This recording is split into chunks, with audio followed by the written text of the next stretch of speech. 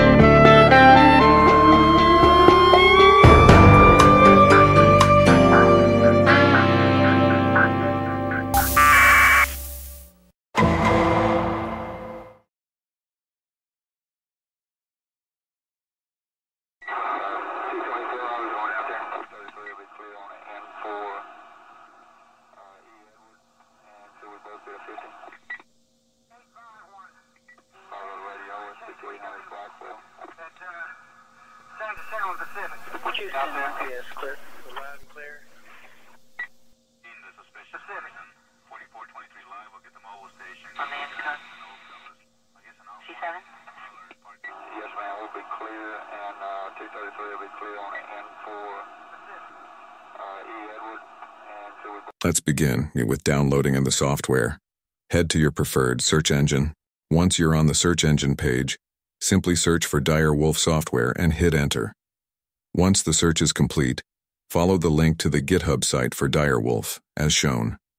Please keep in mind that these developers put a significant amount of time into these products, so consider reading through the site to learn more about the software, what the inspiration was to develop it, what it can or can't do, etc.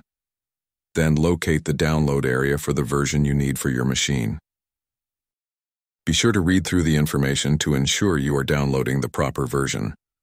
Note that the developer specifically recommends using the 64-bit version for Windows, when possible. Save the downloaded software to a location on your computer that you can easily remember. You'll need it shortly. When that download completes, head back to your search engine page. Once you're back on the search engine page, search for SDR console download and hit enter. Once the search is complete, follow the link to the developer's website, as shown.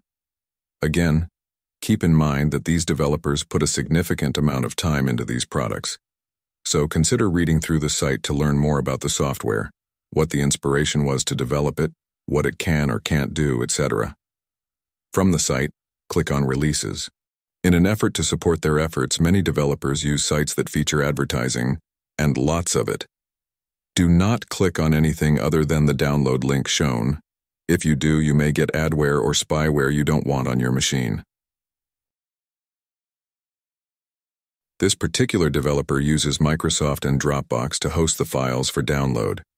Choose whichever you feel most comfortable with. Never sign up for an account or enter any personal information, including your email address, in these sites. If you must enter something to download the material, I'd suggest creating an email address just for this purpose.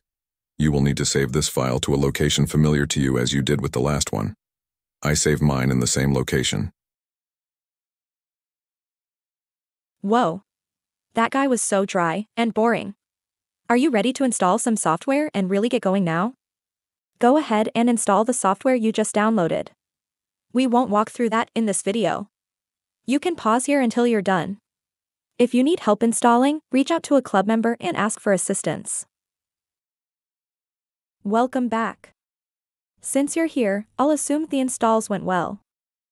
If you installed and configured everything correctly, you should now be ready to start the decoding process. So, let's go ahead and launch SDR console. You'll need to start the radio you want to use. In our case, I have one RTL SDR V4 installed. So, just select your radio and click Start. Then, adjust the frequency.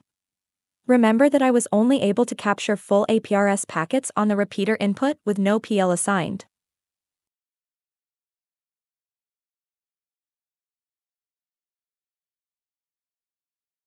Then, we need to start recording. Just go up to the Record/Playback tab. On the far left, select the Record Audio function, then, choose a location to save your audio file. I like to pick a location that is simple because the dire wolf application we'll be using is command line based, meaning you have to type in all of the commands and file locations. I also like to select the option to record only audio portions of the captured signal. This helps to reduce storage space needed as well as making it easier to find the sample or samples we need to decode. Once set, just click Start. Then, we listen and wait. If the case is similar to what we saw recent, it won't be long. In the event you are trying to track down an intermittent issue, you may need to allow the recording to go on and then review at a later time. Once we hear an occurrence of the event we are looking for, we can end recording and begin the next phase.